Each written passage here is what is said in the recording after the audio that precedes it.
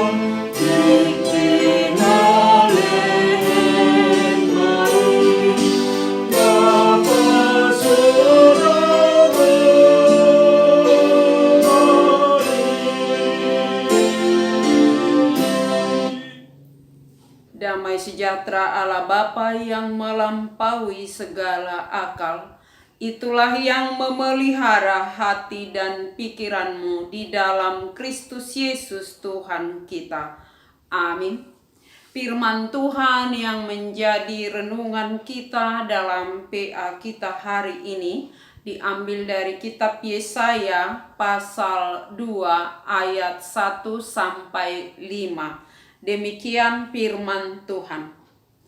Firman yang dinyatakan kepada Yesaya bin Amos tentang Yehuda dan Yerusalem akan terjadi pada hari-hari yang terakhir. Gunung tempat rumah Tuhan akan berdiri tegak di hulu gunung-gunung dan menjulang tinggi di atas bukit-bukit. Segala bangsa akan berduyun-duyun ke sana, dan banyak suku bangsa akan pergi serta berkata, "Mari kita naik ke gunung Tuhan, ke rumah Allah Yakub, supaya Ia mengajar kita tentang jalan-jalannya, dan supaya kita berjalan menempuhnya. Sebab dari Sion akan keluar pengajaran dan firman Tuhan dari Yerusalem. Ia akan menjadi hakim antara bangsa-bangsa dan akan menjadi wasit bagi banyak suku bangsa. Maka mereka akan menempa pedang-pedangnya menjadi mata bajak, dan tombak-tombaknya menjadi pisau pemangkas. Bangsa tidak akan lagi mengangkat pedang terhadap bangsa, dan mereka tidak akan lagi belajar perang. Hai kaum keturunan Yakub, mari kita berjalan di dalam terang Tuhan." Demikian firman Tuhan. Shalom buat kita semua.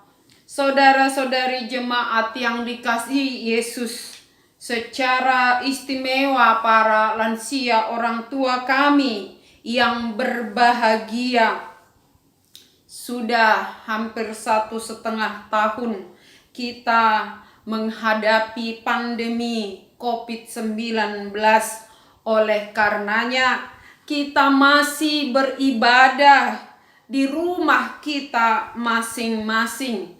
Namun dalam situasi yang sudah kita hadapi lebih dari 1,5 tahun, kita tidak dihalangi untuk bersekutu dengan Tuhan, dan situasi yang kita hadapi tidak menghentikan kita untuk mendengar firman Tuhan sebagaimana yang kita alami dan kita lakukan, bahwa rumah kita masing-masing, tempat kita beribadah menjadi bait Allah, menjadi rumah Tuhan, di mana kita boleh bersekutu di dalam firman Tuhan. Dan hal itu dalam firman ini dinubuatkan oleh Nabi Yesaya ribuan tahun yang lalu, bahwa akan tiba saatnya, dikatakan tadi, Allah hadir di segala tempat.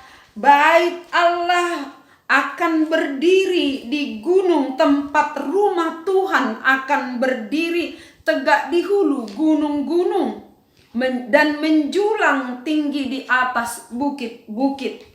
Saudara-saudaraku, nubuatan Yesaya ini juga dinubuatkan oleh Nabi Mika di dalam Mika 4 ayat 1-3. Mau menunjukkan bahwa Allah hadir di segala tempat, di segala zaman, di segala waktu, tidak dibatasi oleh persoalan, tidak dibatasi oleh tempat dan jarak.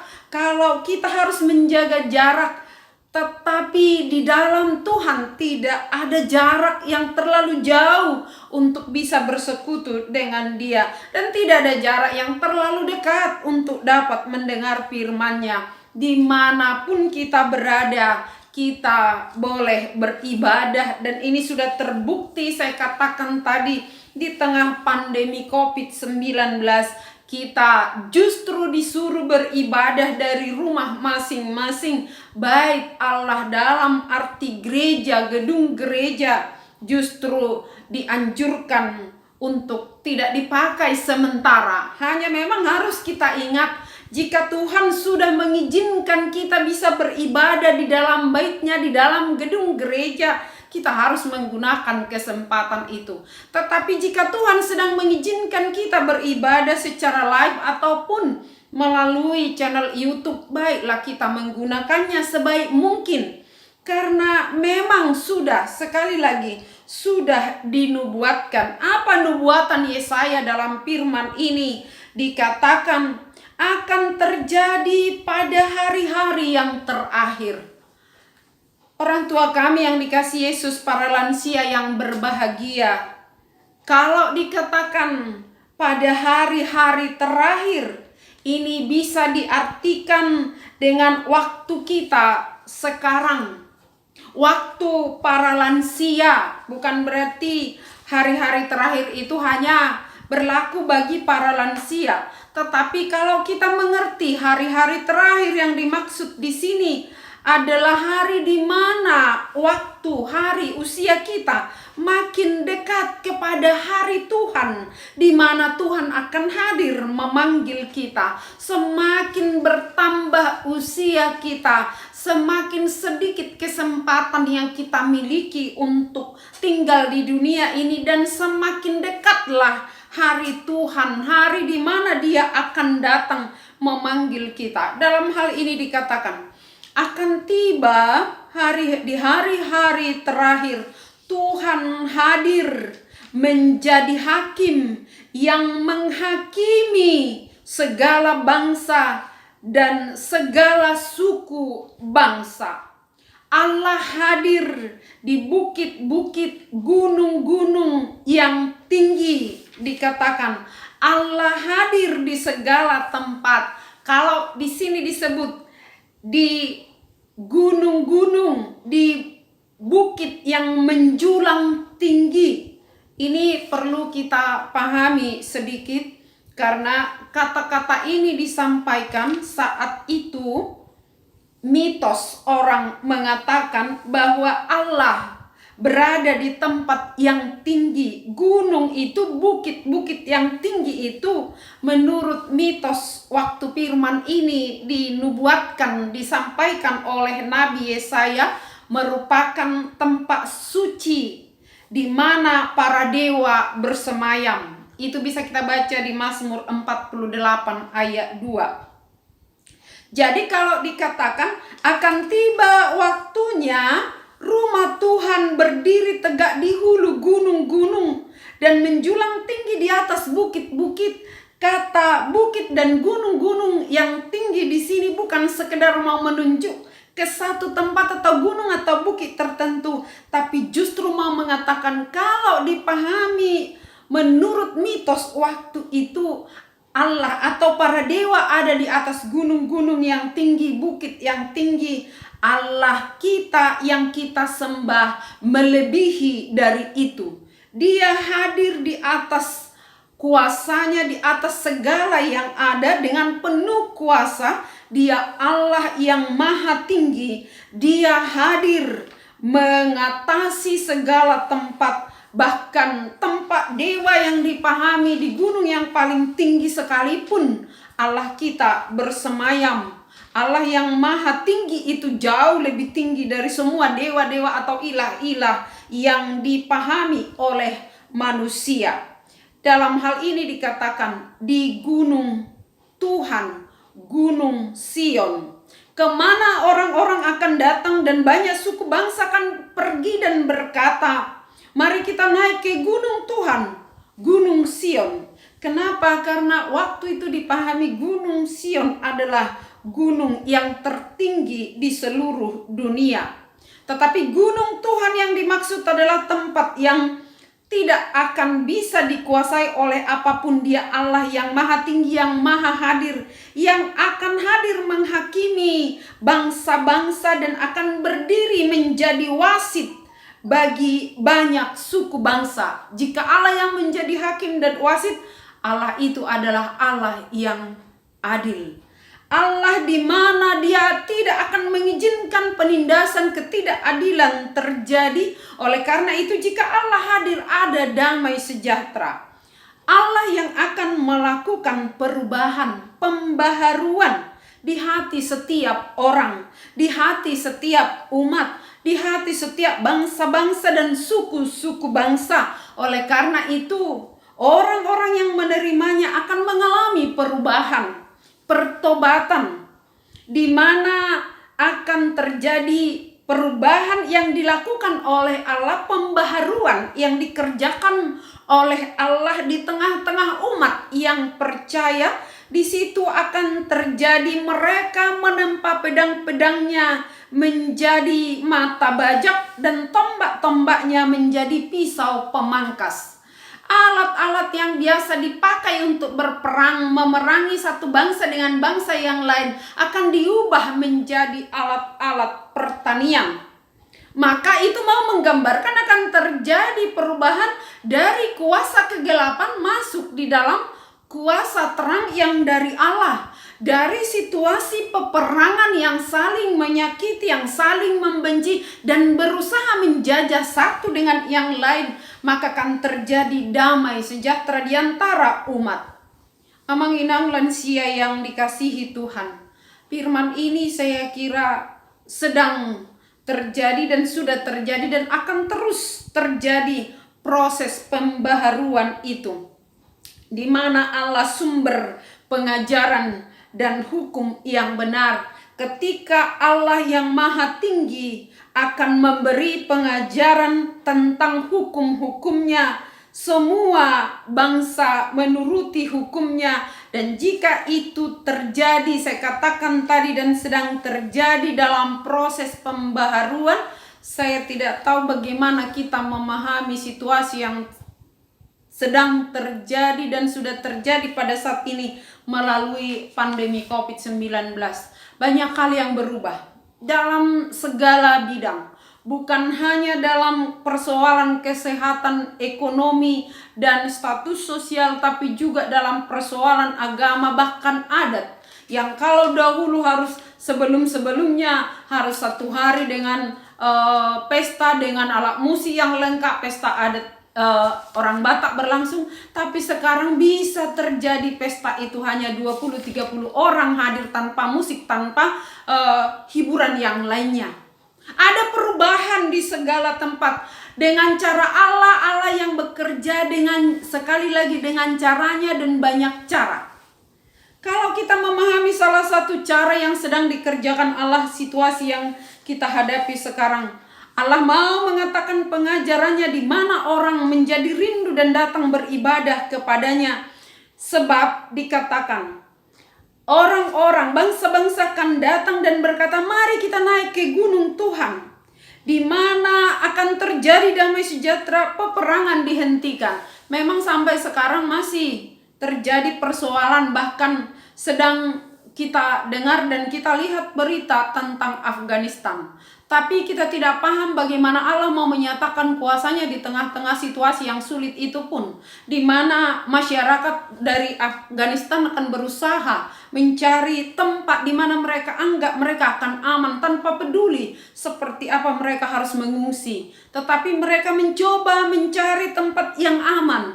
Tempat yang aman yang penuh damai sejahtera, sesungguhnya itulah yang selalu dirindukan oleh manusia. Disadari atau tidak, yang sebenarnya itulah, entah ada orang yang menghendaki atau menyukai peperangan demi kuasa atau jabatan, tetapi yang pasti semuanya akan merindukan suasana damai sejahtera. Dan damai sejahtera yang terjadi itu hanya bisa terjadi di dalam Kristus yang adalah damai sejahtera Allah yang sudah datang ke dunia mendamaikan manusia dengan Allah. Oleh karena itu, kalau kita diingatkan hari ini, Allah akan hadir menjadi hakim, menjadi wasit yang menyatakan keadilannya di antara bangsa-bangsa dan suku-suku bangsa. Firman Tuhan mengundang kita di ayat 5 dan menjadi topik PA kita dalam firman Tuhan. Mari kita berjalan dalam terang Tuhan. Berjalan dalam terang Tuhan berarti berjalan seturut dengan firman-Nya. Berjalan dalam terang Tuhan berarti hidup di dalam terang yang dibawa oleh Kristus. Yesus adalah terang dunia, di mana terang itu terjadi kegelapan akan dihalau. Dan setiap orang yang mengikut Yesus, dia akan berjalan dalam terang itu dan kegelapan akan jauh dari hidupnya. Sekalipun kita berada di tengah lingkungan yang masih gelap, tetapi kita tidak akan pernah dikuasai oleh kegelapan itu, asal kita mau berjalan di dalam terang Tuhan. Amang inang saudara-saudaraku yang dikasihi oleh Yesus, secara khusus orang tua kami para lansia yang berbahagia, hari-hari terakhir makin dekat. Mari berjalan di dalam terang Tuhan, di dalam kasih Tuhan. Mari hidup berbagi dan peduli satu sama lain, karena akan tiba waktunya Allah akan berdiri untuk menghakimi orang yang hidup dan yang mati. Hari-hari terakhir, akhir zaman akan terjadi, segala sesuatu akan berlalu, tetapi firman Tuhan tidak akan berlalu. Karena itu biarlah kita hidup dalam firman itu, dalam terang kasih itu, agar kita berjalan di dalam sukacita menuju kebahagiaan. Dan di dalam kebahagiaan, sekalipun masih ada persoalan, ada keributan, ada perang di sana sini, tetapi umat Tuhan yang berjalan di dalam terang Tuhan akan tetap bijaksana menimbang apa yang bisa dilakukan dan apa yang harus dilepaskan. Karena itu, dalam usia perjalanan hidup kita menuju kebahagiaan, dan di dalam kebahagiaan biarlah kita berjalan di dalam terang Tuhan, karena Tuhan tahu apa yang kita pikirkan. Tuhan mengetahui isi hati kita, Tuhan mengenali kita, Dia pasti menolong kita dalam segala keberadaan kita. Amin. Kita berdoa. Terima kasih Tuhan atas firman yang sudah Kau nyatakan di dalam kehidupan kami, dalam ibadah kami pada saat ini. Biarlah firman-Mu itu hidup, bertumbuh dan berbuah di dalam hati, pikiran, dan iman kami semakin diteguhkan untuk berjalan dalam terang firman-Mu. Firman-Mu itu adalah pelita di dalam kehidupan kami, terang bagi jalan kami. Biarlah firman itu yang selalu menuntun, memimpin, menguasai hati dan pikiran kami, supaya kami selalu rindu akan damai yang daripada Tuhan, dan kami mau berdamai dengan sesama kami di dalam persekutuan dengan Tuhan. Bahkan kami boleh berdamai dalam situasi yang sulit seperti sekarang ini. Hati kami tetap di dalam damai sejahtera Tuhan. Berkatilah jemaat-Mu yang bersekutu dan mendengarkan firman-Mu ini, secara khusus orang tua kami para lansia Biarlah di hari-hari yang masih Tuhan berikan untuk kami jalani, untuk orang tua kami, para lansia, mereka boleh jalani itu di dalam jalan terang firman Tuhan. Terima kasih Tuhan, kalau Tuhan masih memberikan kami usia, biarlah kami gunakan kesempatan yang Kau berikan itu untuk mempersiapkan diri kami berbenah, menerima terang-Mu, menerima kebahagiaan, keselamatan yang daripadamu. Kami berdoa khususnya buat para lansia yang beribadah. Jika ada di antara mereka Tuhan sedang lemah tubuh, biarlah Tuhan yang menguatkan, khususnya orang tua kami yang membutuhkan uluran tangan-Mu oleh karena sakit penyakit yang masih mereka alami, yang dalam proses pemulihan. Kami terus berdoa buat orang tua kami, Inang Sintua Erhuta Soit, Buru Pasaribu, Opung Heski, juga untuk inang kami, Inang Profesor Silalahi, Buru Huta Barat, dan semua mereka yang sedang lemah tubuh yang tidak bisa kami sebut satu persatu Tuhan. Jika mereka masih dalam pergumulan kesehatan dalam proses pemulihan, Tuhan yang menyempurnakan kesehatannya. Kami berdoa juga buat anak-anak orang tua kami, para lansia yang kurang sehat Tuhan, untuk Inang Sabrina Buru Pakpahan, juga untuk jemaat-Mu yang sedang dalam proses pemulihan di tengah keluarga EJP Silitonga, Inang Buru Pardede bersama dengan anak-anaknya yang sedang isolasi Tuhan. Biarlah Kau memberikan kesehatan. Dan kami memohon Tuhan untuk jemaat-Mu yang sedang bergumul di dalam kehidupan ekonomi ataupun pekerjaan dan persoalan anak-anak. Biarlah Tuhan yang menolong, menopang kehidupan umat-Mu. Bahkan kami berdoa untuk negara kami, pulihkan keadaan negara kami Tuhan, agar kami boleh beribadah di tempat di mana kami harus beribadah, di gereja-Mu dalam ibadah minggu. Dan berkati juga pemerintah kami, agar mereka juga bisa memerintah, memimpin negara ini dengan hikmat yang daripada-Mu. Beri mereka hikmat Tuhan, sehingga apapun yang mereka rencanakan dan putuskan itu selalu berkenan di hadapan-Mu, demi kedamaian dan kesejahteraan seluruh masyarakat. Terima kasih Tuhan untuk semua kebaikan-Mu. Kami serahkan semuanya hanya ke dalam tangan pengasihan-Mu. Hadirlah Engkau Tuhan sebagaimana Kau janjikan di tempat kami masing-masing di mana kami beribadah. Biarlah nama Tuhan dimuliakan. Kau Allah yang maha tinggi yang berkenan hadir menjadi manusia. Jangan tinggalkan kami, biarlah kami hidup seturut dengan kehendak-Mu, berjalan di dalam terang-Mu. Dalam nama Yesus ampuni kami dan dengarlah doa kami. Amin. Marede mahita sian bukuede 720 tolu laos tapasahat peleata.